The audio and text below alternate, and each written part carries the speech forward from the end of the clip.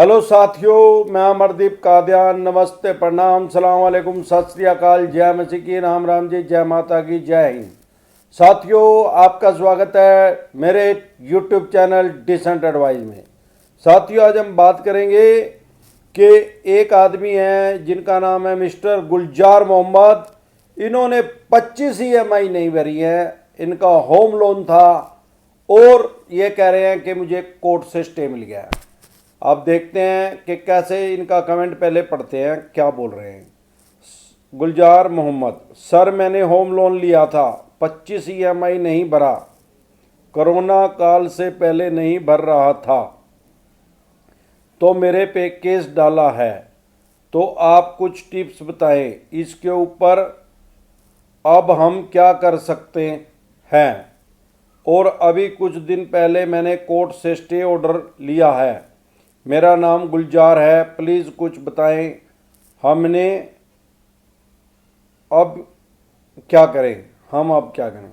देखो भाई साहब, पहली बात तो ये गैर व्यवहारिक बात लग रही है मुझे। आपका होम लोन है, होम लोन में कोई भी बैंक या NBFC कंपनी कोर्ट में जाते ही नहीं है।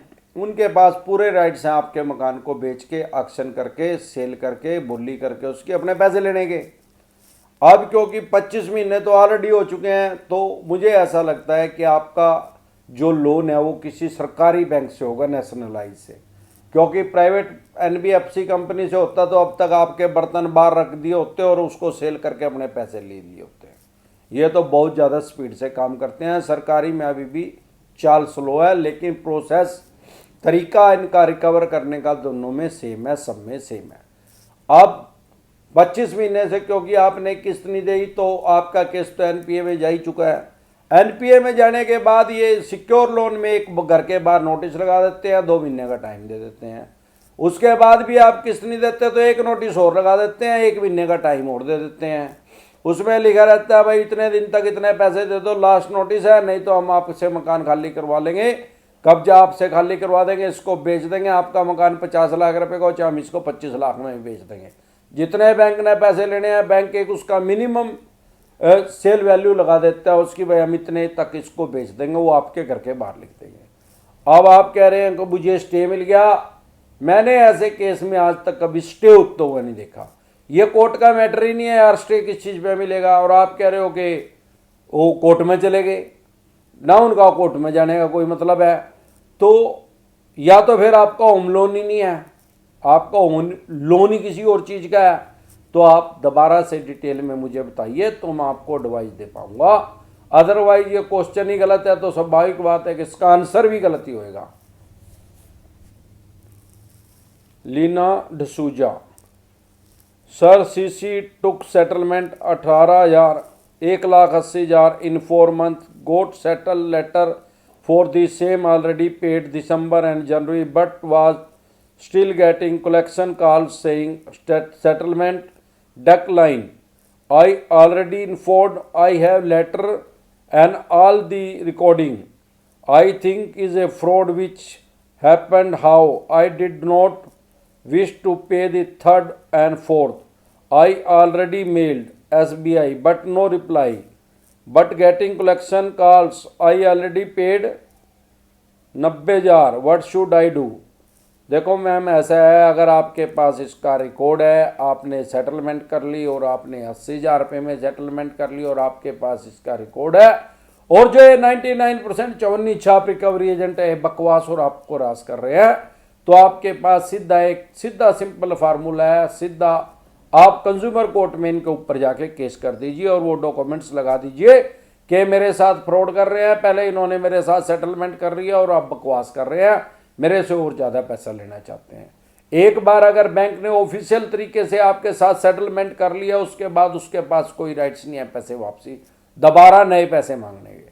क्योंकि सेटलमेंट जो है वो एक किस्म का समझौता है। तो जब आपका समझौता हो ही गया तो इससे तो यार फिर वो सारी उम्र तक ही पैसे मांगते रहेंगे। 10 बार समझौता करेंगे, 11वीं बार फिर पैसे मांग लेंगे। ये लॉजिक नहीं है, गैर व्यवहारिक बात है। इसमें आपको कंपनसेशन भी मिलेगी कोर्ट से, मुआवजा भी मिलेगा और उसके ऊपर पेनल्टी भी लगेगी बैंक की। जो वकील की फीस होगी वो भी आपको मिलेगी। सर मेरा लोन है पीएनबी बैंक से, पीएमआईजीपी करवाया था कोरोना के बाद, मैं ईएमआई नहीं दे पा रहा हूँ, कैसे सेटल करवा सकता हूँ? भाई साहब, पहली बात तो आपको लोन किसी भी तरह का सेटल नहीं करवाना चाहिए, क्योंकि सेटलमेंट अगर आप करवाएंगे तो ये आपकी फाइनेंशियल डेथ कर देंगे। फ्यूचर में कोई भी बैंक या एनबीएफसी कंपनी आपको लोन नहीं देगी। अब सवाल ये है कि अगर आपको करवाना ही बहुत ज़रूरी है, फाइनेंशियल स्थिति सही नहीं है, बहुत ज़्यादा दिक्कत परेशानी आ रही है, तो आप क्या कीजिए, सबसे पहले मैंने एक वीडियो सेटलमेंट के टॉपिक पे बना रखी है, आप उसको देख लीजिए। आपको पाने में दिक्कत मिले ढूंढने में, तो आप सिर्फ यूट्यूब पे सेटलमेंट डिसेंट एडवाइस लिखिए, तभी आपके सामने वो वीडियो आ जाएगी। आप उसको अच्छे से देख के आपको 100% समझ में आ जाएगा कि आपको सेटलमेंट करवानी कैसे है। फिर भी कोई दिक्कत परेशानी आए किसी भी तरह की, तो आप दोबारा से फिर कमेंट कर सकते हैं। विशाल पाटनी,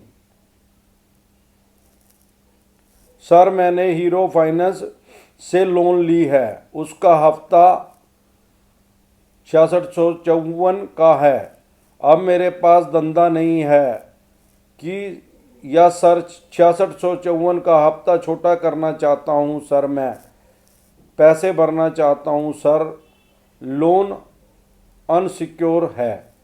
भाई साहब, पर्सनल लोन है तो स्वाभाविक बात है कि वो अनसिक्योर लोन ही होगा, अनसिक्योर लोन के अंदर ही वो कंसिडर होता है। अब आप अपनी ईएमआई घटाना चाहते हैं तो आप इनके कलेक्शन ऑफिसर से मिल लें और उससे जाके अपनी बात रखें कि भाई साहब मेरे से इतनी किस्त नहीं दी जा रही है और मैं इतनी इजली दे पाऊंगा, जो एक्स्ट्रा ब्याज ये लगाएंगे आपके ऊपर, आप बोल दें उसको भाई जो एक्स्ट्रा ब्याज लगेगा मैं दे दूंगा, तो पूरे चांस है कि आपकी समस्या का समाधान हो जाएगा। फिर भी कोई दिक्कत परेशानी आए तो आप दोबारा से कमेंट कर सकते। विक्की सिंह, सर अगर सिविल का केस दूसरे स्टेट में हो एंड हम ना जा पाए तो क्या होगा? भाई साहब, अगर सिविल का केस कर दिया आपके ऊपर और आप दूसरी स्टेट में हैं, आप जा नहीं पा रहे या जानबूझ के नहीं जा रहे, तो वो एक तरफा हो जाएगा। एक तरफा मीन्स उस बैंक के एनबीएफसी कंपनी के हक में फैसला आ जाएगा जिसने आपके ऊपर केस किया, बस, इसके अलावा और कुछ नहीं हो सकता इसमें। एजे किंग, सर अगर रिकवरी एजेंट को मारपीट करके भगा दे तो क्या होगा? भाई साहब, मारपीट करके भगाओगे 90% चांस है तो वो भाग ही जाएंगे। जैसे कुत्ते को मार दे तो कुत्ता दूसरे कुत्तों ने थोड़ी लिया हुआ बुला के वो भाग ही जाएंगे, पर 10% चांस ऐसे भी हैं। ऐसा भी मेरे पास कमेंट आया है कि जो 99% चवन्नी चाप रिकवरी एजेंट है, इन्होंने जाके उसका परिचय दर्ज करवा दिया उस आदमी का, भाई ये मेरे को मार रहा है। तो इसका फार्मूला मैं पहले भी कई बार बता चुका हूँ, आप उसको बुला के पेट्रोल लेके थोड़ा कॉटन में भेके उसको, कॉटन को पेट्रोल में यानी रुई को फोए बना के उसका, और उसकी दुकान को खोल के उसकी दुकान के अंदर लगा दो।